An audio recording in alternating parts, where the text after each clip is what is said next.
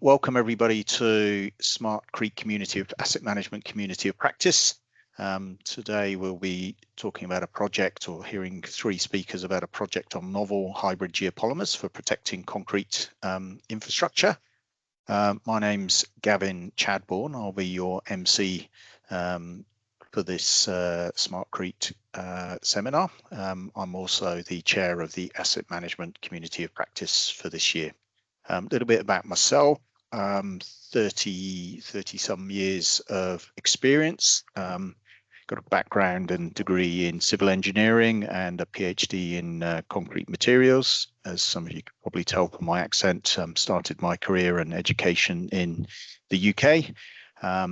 Career spanned construction, so started in heavy civil construction, roads, bridges, heavy concrete works, and then moved into civil and structural design, and more recently asset management, working for contracting organisations, consultants, and client organisations. And recently I've started my own engineering advisory firm, Optima Assets, and that's focused on services in asset management, durability design, materials engineering, decarbonisation, and energy efficiency. So that's a little bit about me. So we've got three great speakers today. Really looking forward to hearing about this. Our first speaker is Gerard Stephen. Gerard is a farm manager who has done a lot of work collaborating with academia to bring innovations to industry. With his brother Maury, he worked on radio frequency identification for pregnancy diagnosis of sheep, which was a game changer in the sheep industry, and he later transitioned that innovation into the cattle industry. He has previously worked on research collaborations with the University of New England and the Australian Research Council.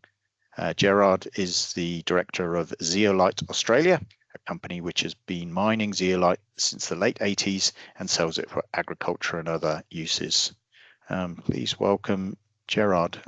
Mariam, do you want to please share the presentation? Look, I'll just, while Mariam's doing that, I'll point out the format today is three speakers.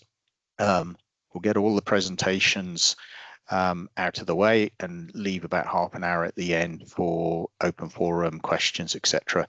But if you do have any questions that spring to you during the talks, please just pop them into the chat. I'll read them out a bit later, or you can save them all and ask yourself once we've completed the presentations. Over to you, Gerard. Yeah, you're still on mute, Gerard. Thank you, Gavin, for the introduction. Good afternoon, everyone. My name is Gerard Stephen, the Managing Director of Zeolite Australia, who currently mine the Escott Zeolite deposit near Werris Creek in New South Wales. We currently have under reserves approximately about 6 million tonnes of zeolite in New South Wales, and slightly more tonnage under lease in Queensland. A little bit of history on the Escott mine. My late father and Professor Peter Flood pegged the lease in 1988.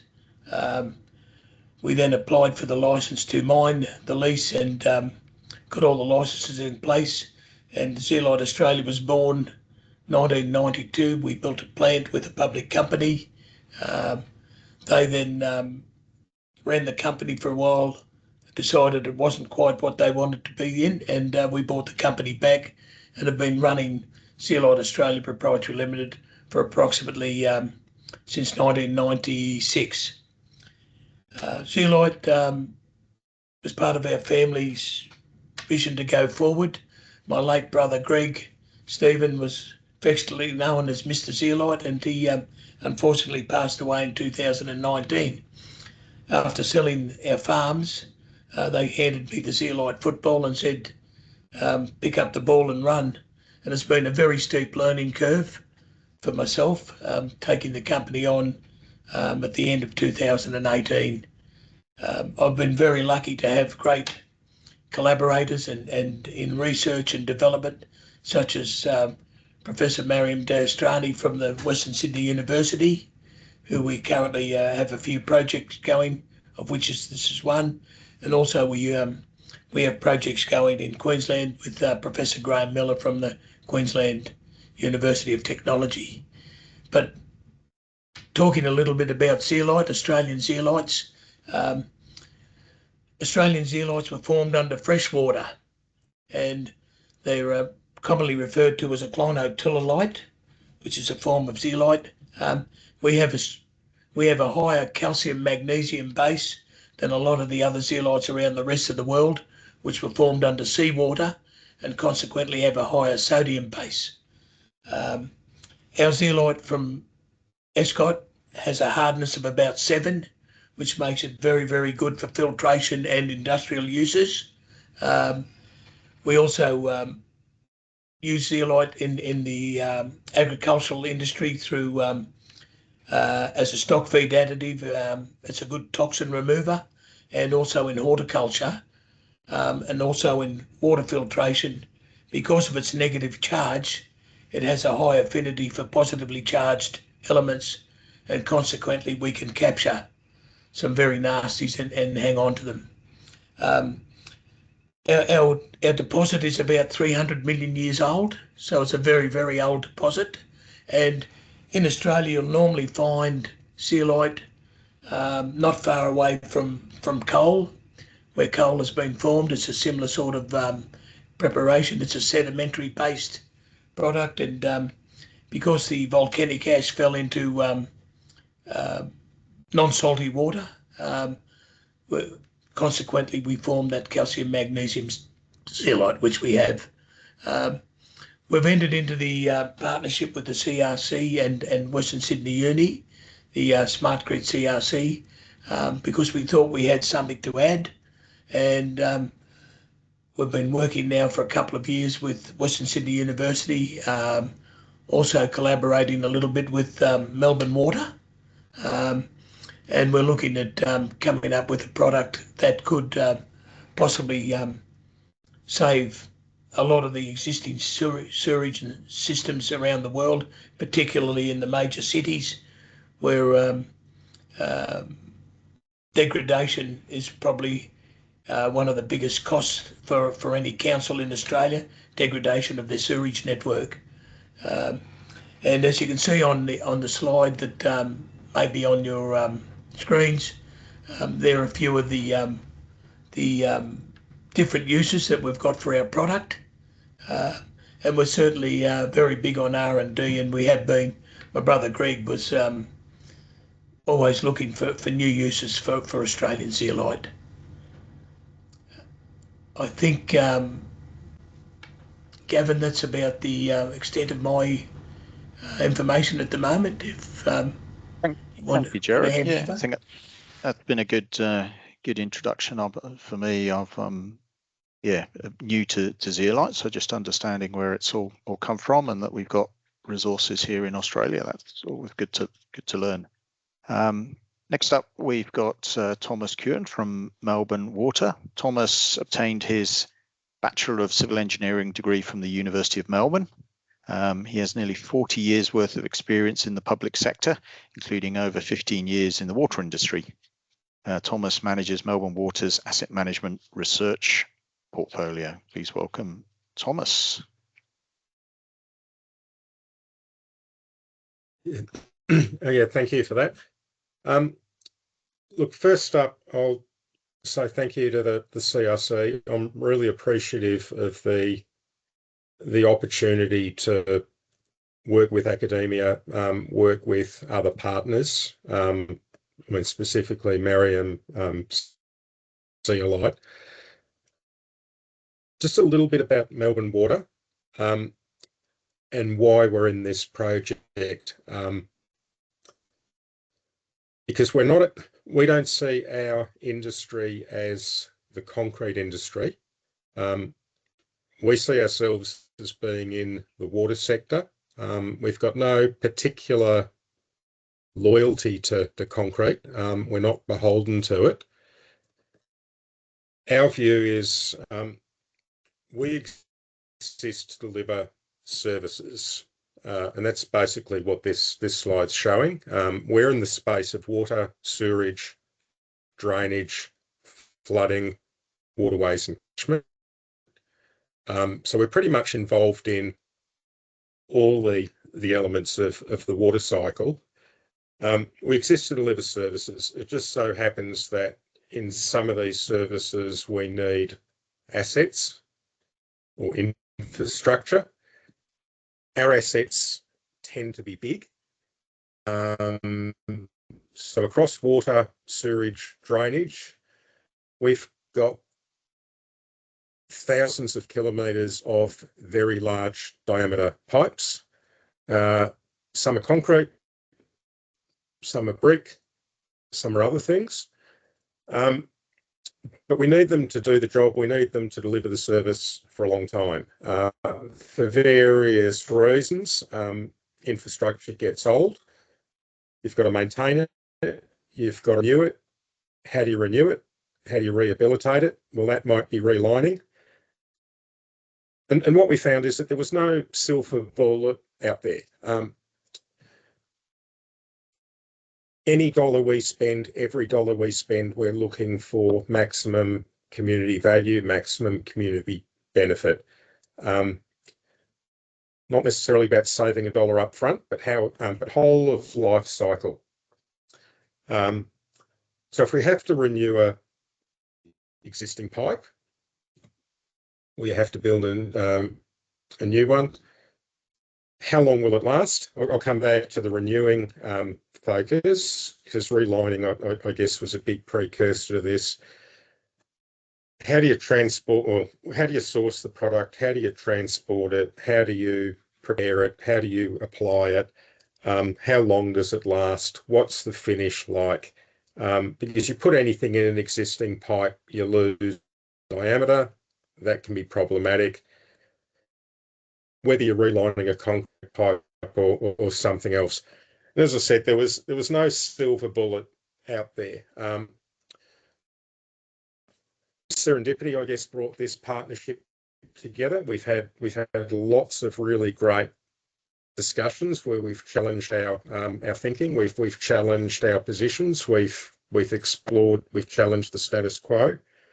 And I'm quite excited by where we've got to. And the other element that I'll add, because this is also important to us in the water sector, is the issues of source locally, circular economy, net zero.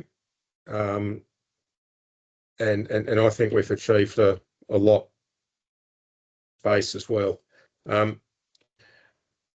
So the industry perspective, why is a non-concrete company pleased to be in a SmartCrete CRC project? Hopefully that sort of puts some context to what this partnership has been working on and what we're hoping to deliver. So thank you. Over to you, Mariam. Thanks, Thomas. Yeah, look, I think you raised some very good points there. You're an asset owner. Very often asset owners really aren't interested in the materials that their assets are constructed from, but they, as you say, they want them to be durable. They want them to perform. And there's often some intricate materials engineering in making that work, and particularly in the environments you're talking about. The sewage systems are extremely corrosive for concrete assets, very acidic environments, a lot of microbial corrosion going on there. Okay, moving on to our next speaker, Dr. Mariam Darestani. Mariam is a materials engineer focused on developing innovative materials and products for sustainable use of resources, particularly water. She is a senior lecturer at the School of Engineering, Design and Built Environment at Western Sydney University and leads the EcoFuture Materials Research Team.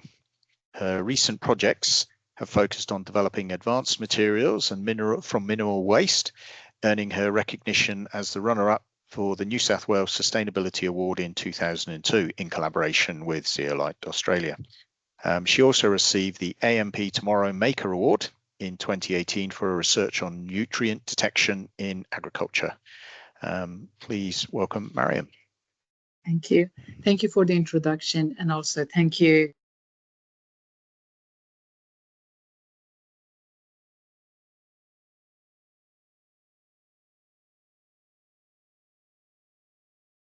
Mariam, you've somehow dropped onto mute.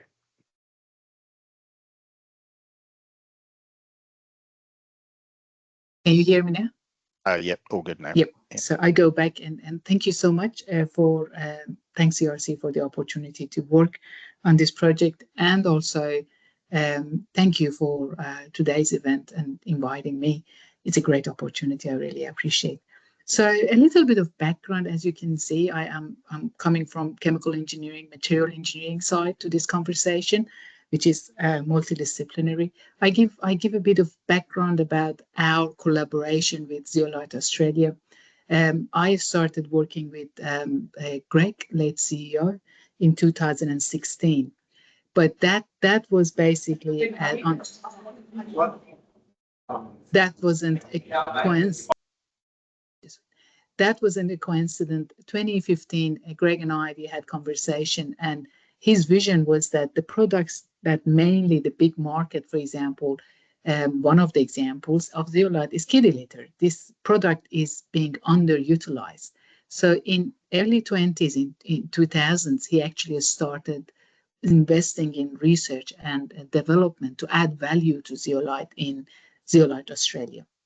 So 2016, this idea was born that I pitched this idea. How about we actually polymerize this zeolite and make a construction material out of it? That there was nothing in publication, and that was a new thing. So that was a PhD project that I started 2016. 2018, my PhD student I moved to Western Sydney University, and she was visiting us, and we started putting these samples in acid to kind of see how they go. We were expecting high resistance, but we didn't expect that high resistance. So the samples that we had in 2018, they are still in acid surviving, while the other geopolymers and concrete samples are gone long ago. So that was the kind of initial point of our conversation, that we thought we have a unique product. And then we got into the CRC project that we are talking today, and that started 2023. We are aiming to finish mid next year. In parallel, what we did, as you saw in the structure, I'll go a bit later, we thought that it has also carbon capture capacity, zeolite. So we started another PhD project. So as usual, start small to see how we go. And we turned waste products of zeolite to construction material that can absorb carbon. So that's another project that we started, just recently, 2025. And again, we are planning to finish it by 2027. The experience that kind of gave us confidence that we can move forward, and the build up was a very successful project that used zeolite for modification. We modified zeolite to solve an environmental issue, which is specifically nutrient. You've seen algae bloom everywhere. That's basically extra phosphorus in water. And we developed the material, but more importantly, we set up the labs and facilities and methods to actually scale it up to be able to produce in pilot scale, which for our university was an achievement. I know that most universities, as you know, a lot of ideas stay in lab scale, and that we wanted to make sure that our projects go beyond that. But that is our plan for CRC as well. So we have the capabilities and all the space, all the facilities to produce around a ton of product. It may take us a couple of weeks depending on production methods, but we have enough to produce for field tests and trials. That's something that most materials, most kind of material development ideas at universities don't have that opportunity. So that gave us confidence that we can do this project. And we, as mentioned, we were runner-up in New South Wales Sustainability Award with Zeolite Australia. We also collaborate in teaching. Yesterday we had Gerard Stephen's Memorial Award for our environmental engineering students who are civil engineering cohort. So the basically collaboration is, goes back at least 10 years now, and it's both research and, teaching, and it gave us confidence that we can do more. So if I kind of go back to what Gerard presented. Zeolite has this structure. It got micropores and it got this molecular structure, kind of porous material. But nature is porous. Therefore, for example, a good insulator, a light material and all that, and also can be used as catalyst and specifically absorb anything that is positively charged. It's got cation exchange properties. Zeolite occurs naturally. As you know, zeolite we are mining here, but also it's produced industrially in large scale for a lot of application. In some applications, what we have done, we got zeolite, natural zeolite, to be as good as synthetic zeolite and the fraction of price. So, synthetic zeolites can be really, really expensive. So in these areas that was highlighted as blue, as green, we've already done some projects with zeolite, soil quality. We had a project with an industry partner that is already the media that they are using has this zeolite, and it's really useful. To give you an idea, usually media, they last only one round. They need to change it, for example, if they are growing strawberries. But with this zeolite media, it's been 50 round and it's still going. For wastewater treatment, I've mentioned. But as you kind of notice in construction industry, the only use that you could see in literature was using zeolite as additive. To make it lighter, to make it more insulating, to make it a bit more chemical resistance, adding it as aggregate. What we have embarked on is a corrosion resistant lining that is made out of zeolite, and also a CO2 absorbing rendering material that is made entirely out of zeolite. It's not an additive to concrete, but actually a product. So I think corrosion problem, most of you know, is a microbial induced corrosion. So it initiates with microbe, but the pH goes up. So its acid is actually, it's what damaging the concrete. It's costing everyone a lot of money around the world, and Australia is not an exception. What is in the market? It seems to be calcium aluminate cement. Lining seems to be top of the product, kind of working really well. But that's the level. So our product in the lab outperform CAG, so we are confident. On geopolymers, there aren't many there are hit and miss reports on the properties, especially corrosion resistance. That I get to why I would think it's our material is performing well. We got into that, but when we started the conversation with Melbourne Water, we had a product that would need a bit of temperature to set, and it may take a while, but for sewage live rehabilitation, we need something that fast sets at room temperature and cures very fast. So these were the two major challenges that we focused on from material development side, and we achieved that. Adhesion is very important. There's no use if it's not adhering to concrete. Corrosion resistance, naturally, we have developed some testing for accelerated corrosion resistance, so we don't need to wait for years to see decay, because we simply don't have time. And as a byproduct of that, and comparing our products with CAG, OPC, and other geopolymers, we have developed some new guidelines that we are hoping would be a new standards and for fast kind of prototyping and also material testing.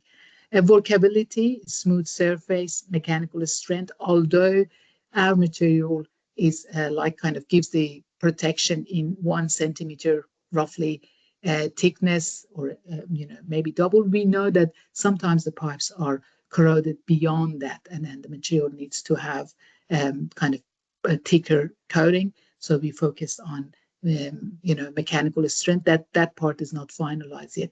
Safety is very, very important because the geopolymer formulations are different. So we went to design that it's a one bag mix, no chemicals and nothing need to be handled.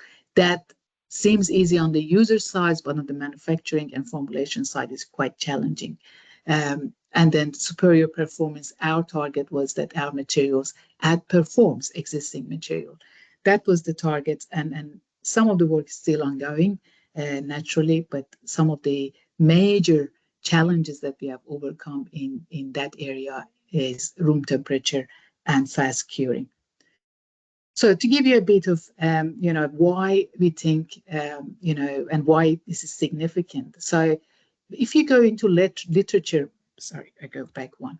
Most of the time, materials like fly ash, metakaolin, that are geopolymers that you can buy now in the market, when they are polymerized, they create a zeolite-like structure.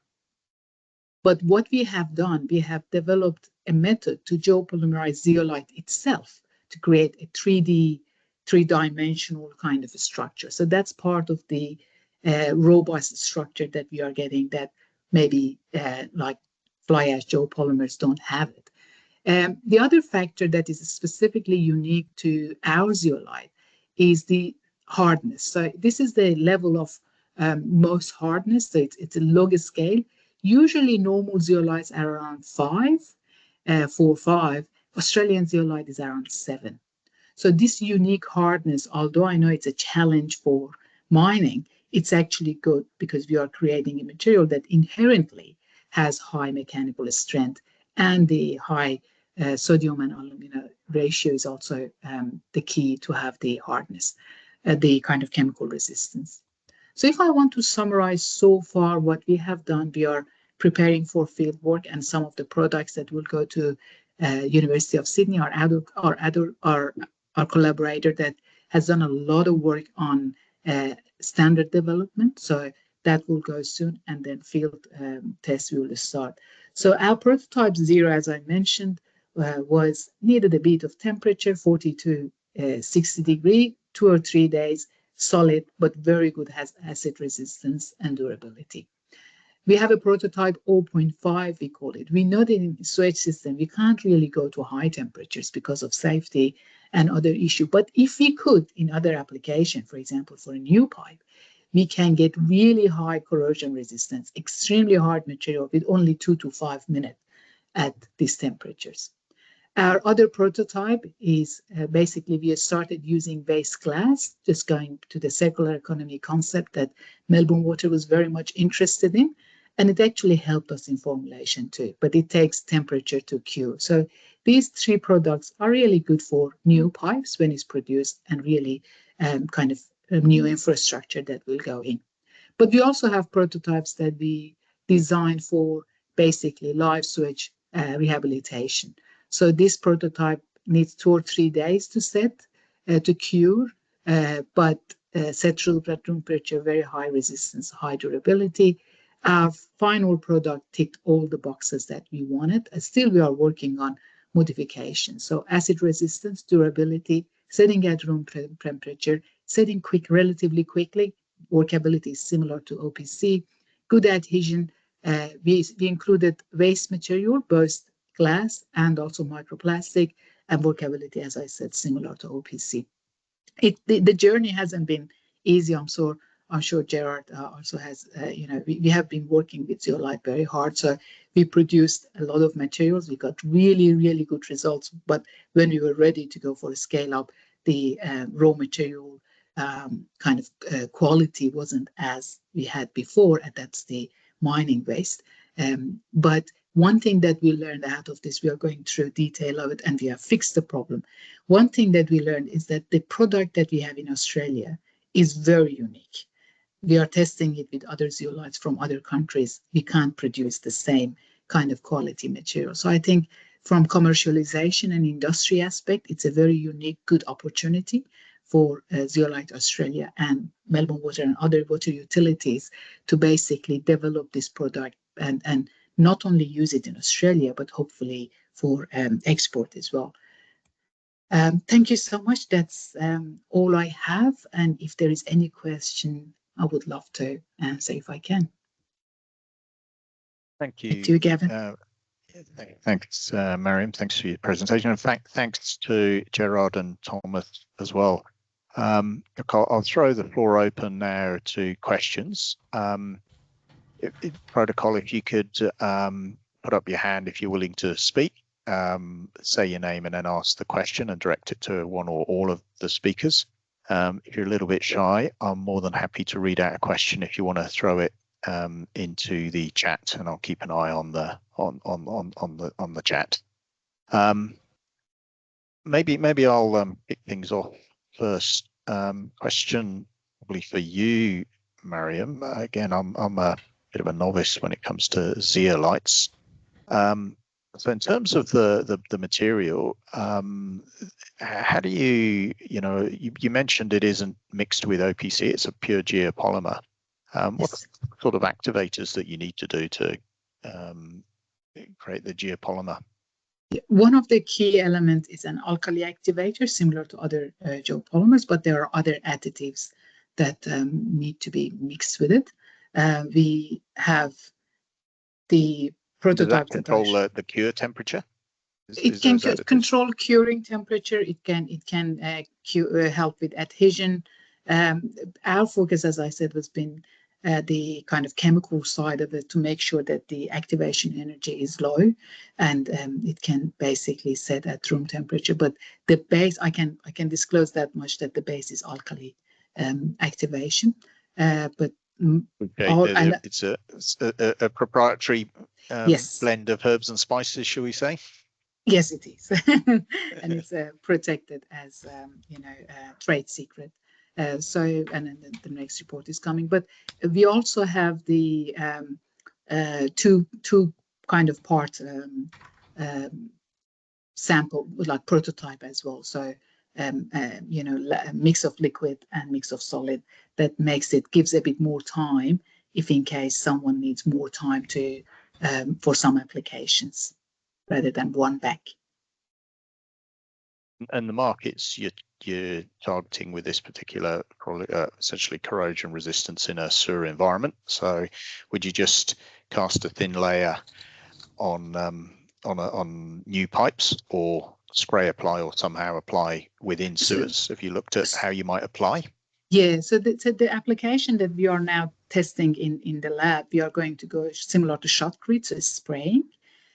We want to achieve the surface quality that we have achieved in the lab. We may have a secondary kind of rendering, going over it just to achieve the surface property. From adhesion point of view and building layer, SmartCrete is enough.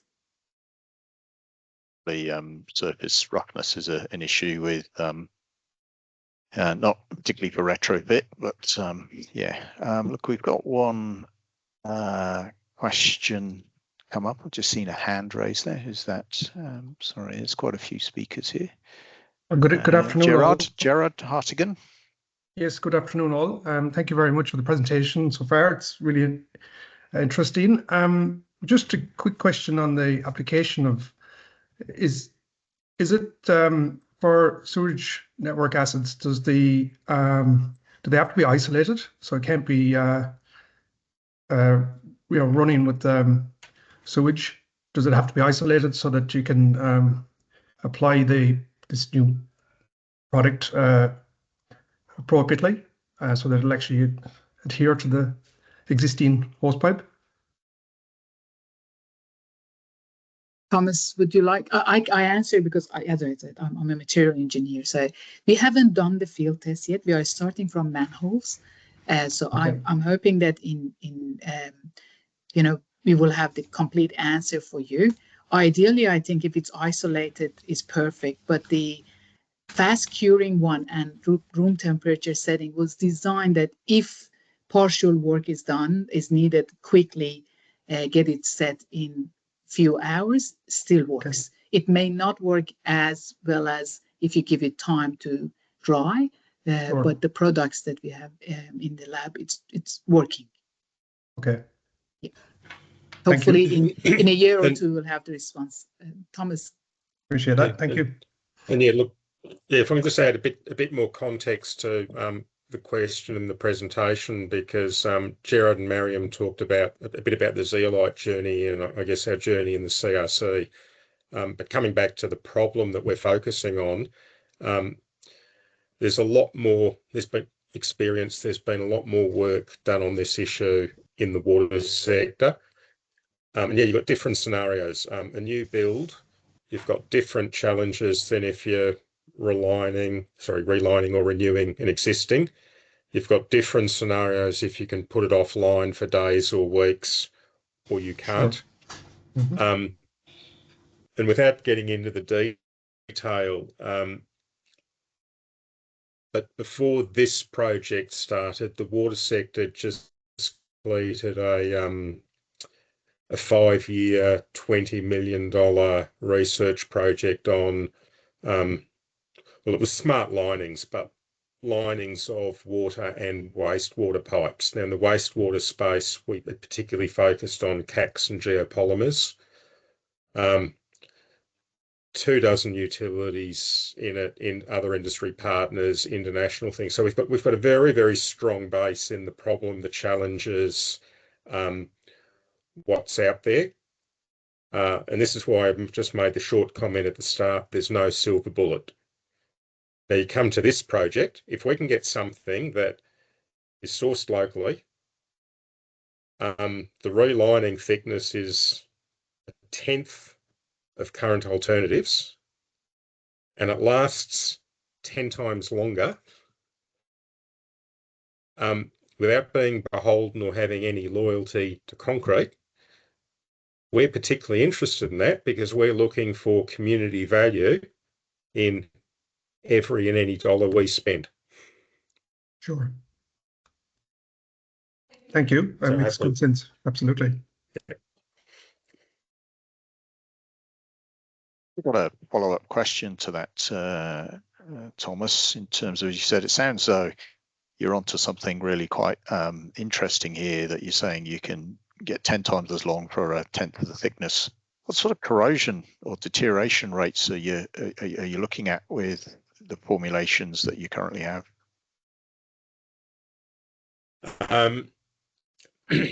Well, the sewer environment, and look, it's not just sewers. We're looking at products to reline 100-year-old brick stormwater drains as well. So this is where the strength and other things, become attractive, and the length and avoiding loss of diameter or loss of capacity. And then this is then workability and what's the final finish like. Not simple.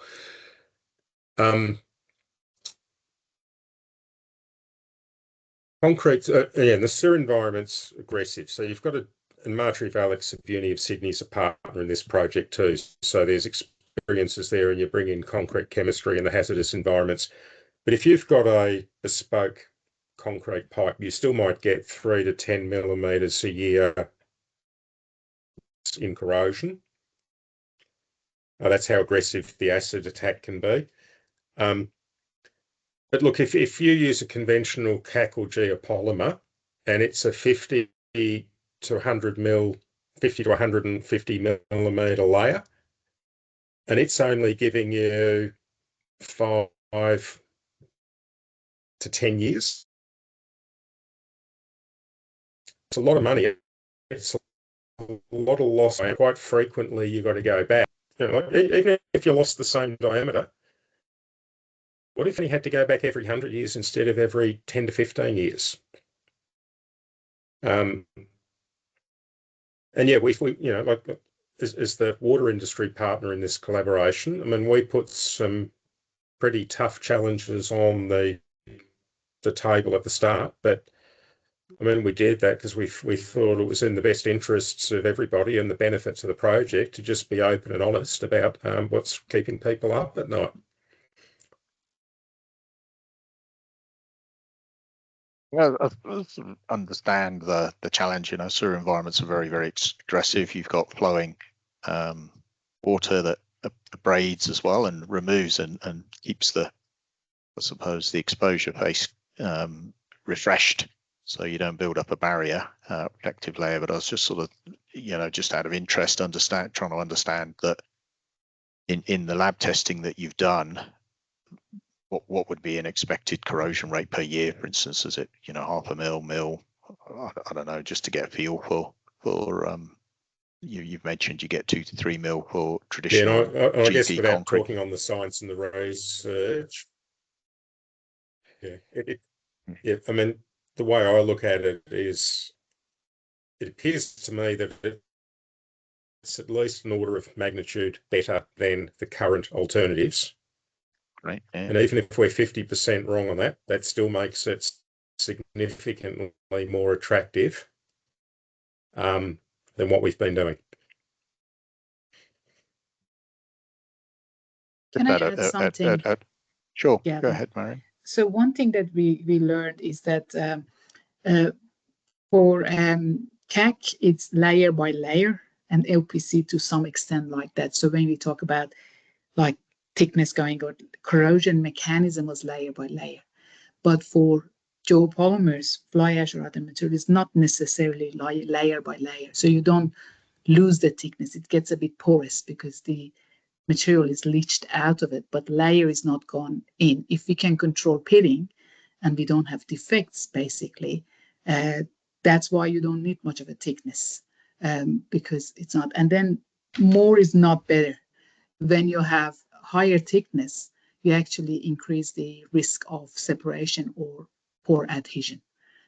So that therefore, we haven't finalized it, but we are the PhD student that we're working guideline is that if the pipe needs more to be repaired or something, it can be repaired by normal concrete or CAC, but the lining really doesn't need to be thick at all.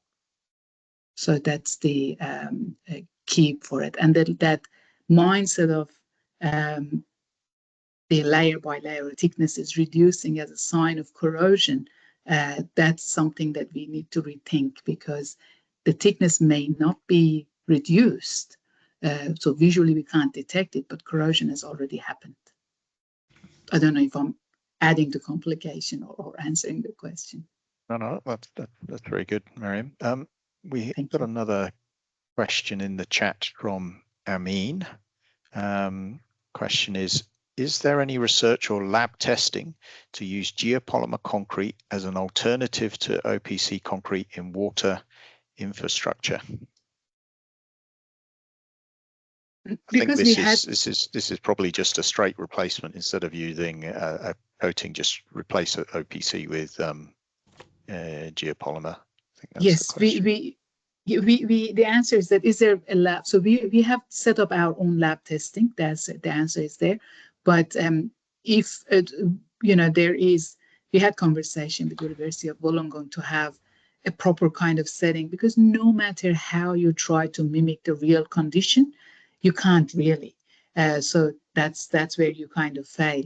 So I'm hoping that in future we will have this kind of designated kind of special lab for this. But we do have our testing mixing geopolymer with OPC or CAC. We didn't see any improvement. So it's not a good idea. Replacing it is the way to go, or maybe the made without OPC but geopolymer, right geopolymer, not we haven't seen many of the geopolymers that we tested from market, mainly fly ash. We didn't see any kind of improvement because they are formulated. The formulation is the issue. And also fly ash by nature is a soft layered material, so you won't get that adhesion. But mixing it with OPC and CAG, we didn't see any improvement. So replacing it entirely is the way to go. Good. If I could just add a story, Gavin. Yeah, please go ahead. Yeah. People that have been to Venice and have been through the Roman Empire, the aqueducts and the seawalls all had a component of zeolite cement, and they're still in use today, 1,000 years or 1,500 years or 2,000 years later. So there is a history of zeolite being able to be used as in foundation material, if that helps answer the question. It's always the same, Gerard. You've got to, remember the things that we've forgotten. Maybe a question for you, Gerard, while you're on. Obviously, zeolite, you mentioned you mine it and you've got a deposit 6 million tons or so. I was just wondering what sort of processing that you need to do to the mineral, and are there factors around contamination, and what are the impact if there is contamination, that what does that have on the performance of the product? Yeah, the zeolite, basically we have to dry crush it because it has a percentage of clay, and if you wet clay, it just gets sticky and then it binds up and it blocks all your screening material. So our zeolite's that hard that we have to do a blast, and then we bring it down and we crush it. We put it through an impactor. It then gets screened into different sizes, and then we then take it to a ball mill to get down to the micron sizes that we use for different uses, mainly stock feed and aquaculture. That's a 75 micron product. And then we have the ultrafine product, which Mariam has been using in the research and the trials. The ultrafine product can go into human ingestion. People often take it for toxin removal. It's a good toxin removal. It's used in cosmetics. One of our big markets for the ultrafine is the skincare product. They make a face wash with it, and we export a bit to the Japanese ladies. They like the pink colour, and incidentally, the Australian zeolites have a pink colour, and that's due to the iron content. Whereas a lot of the other zeolites around the world are opaque or very, very white, and that's as a result of the sodium content of their zeolite. So we think that the iron content also gives us a hardness. But yeah, so there's no chemicals used in the production of zeolite. As a swimming pool filter media, it's quite good. People have had it in their swimming pool filters for 15 years. They backwash it once a year with a sodium chloride solution to freshen up the pores, and it saves a lot of money in the swimming pool filtration game, where you don't have to constantly top up your pool, heat the water, and the material lasts for a long time. So a little bit about it, Gavin. Yeah, bit of a wonder material. Yeah.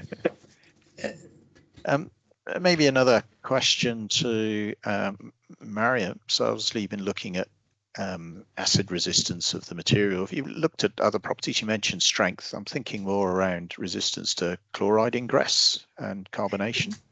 That's for next kind of research that I have the PhD student. That's the other application that we have to see the salt resistance and acid resistance. I kind of getting close to what basically can cause concrete cancer. So we have the salt spray and everything. Our plan is kind of, end of next year, we look into the other applications as part of that PhD student thesis. But prediction is that we have good chemical resistance because of the nature of this material. The resistance is high to both alkaline, acidic, and salt environment. So, but we need to do testing to have the answer for you. Another question that's aligned to that one as well, follow up from Manoj, says, is there any research to use zeolite in the form of a paint system for structures in the salty environment or marine applications? I can answer that in the extent the conversations that we had. Using ultrafine zeolite. So Gerard mentioned the grades that we are using. We use ultrafine up to 75 micron for our application, and it's kind of mixed that we need to ideal mix that we have. But it works with both results. But different kind of mechanical strength you get. For paint system, the ultrafine, if it's mixed with paint, it gives anti-slippery. We know that also UV resistance. I've done that research. So if a patch has this additive, it has higher UV resistance. That's for sport flooring. But for the salt side of it, we haven't done the research. As I said, it's our plan to do the lining material, not necessarily as a paint system, but this could be an area that maybe Moose would be interested, Gerard would be interested to look into in future. We will certainly go down that track. I may just add too that another exciting development that has come up with the Zeolite is that in a different department to Thomas's, we just had a big contract that we completed with Melbourne Water for their biofiltration, and no one has been able to explain to me exactly why bacteria love living in zeolite. So you get beneficial bacteria, and we're now finding some new uses for zeolite in using beneficial bacteria to combat some of the problems that previously we would have used chemicals to use. And in the case of Melbourne Water, the biofiltration, we're controlling the H2S that comes out of after it's gone through the biodigesters and then trapped and collected. So in the old days, they would have used organic material and the bugs would have lived in organic material, but finding clean organic material is becoming a very, very big problem because of the forever chemicals that have ended up in our environment. So we are finding that there's different uses that will come down through the use of bacteria, good bacteria particularly. So that's a field that we're exploring at the moment as well, Nathan and everyone.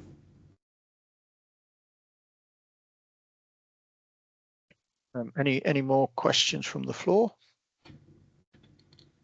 One from Daniel. The material seems to be a super product similar to back when asbestos cement was introduced. Is it a safe product when approaching end of life and removal, recycling of these products in years to come? I can say that if zeolite captures any heavy elements or any heavy metals, it will not release it. It's and we've done some work in the radioactive field. We actually did some trials in Fukushima when Fukushima occurred. My late brother and Professor Laurie Aldrich went over and presented some stories.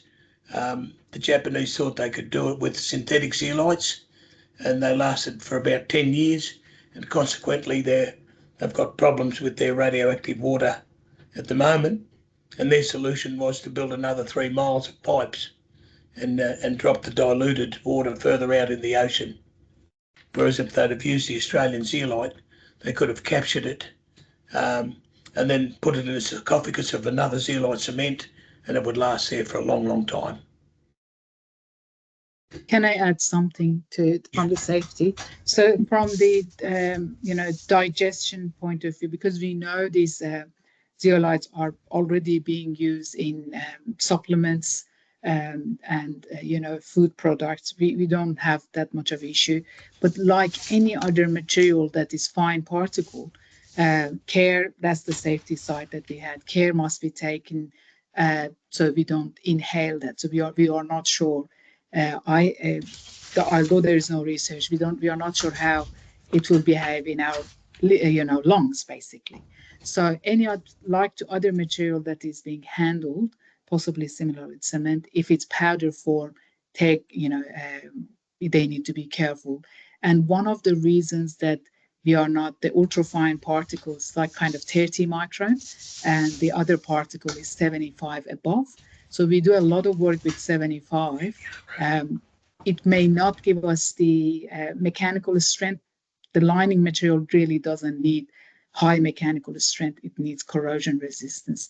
That's to make sure to avoid small particles that can float and get into the air. So that's why we are pushing out on 75 micron now to avoid that safety point. But regarding any material you're mentioning, asbestos, that we know about it, any powder material that has silica in it, it must be handled by care if it's in powder format. And for our side, one of the reasons that we want to have one bag product and we will have instruction of order how to handle that to minimize dust is to avoid any possible scenario on that. I don't know if I answered your question, Daniel, and I can see a few people also like that. Yeah, if I just add one bit to it, that was actually something that Melbourne Water said to the project at the start. What have we got? during and at the end of the life cycle, because we always take a cradle to cradle approach on everything. It sort of fits in with, circular economy, net zero, all of that sort of thing. So, I mean, you can't answer all questions in 5 minutes, but yeah, a lot of that sort of stuff is what was tabled and talked through in working out the project scope and what we could do with the resources we had.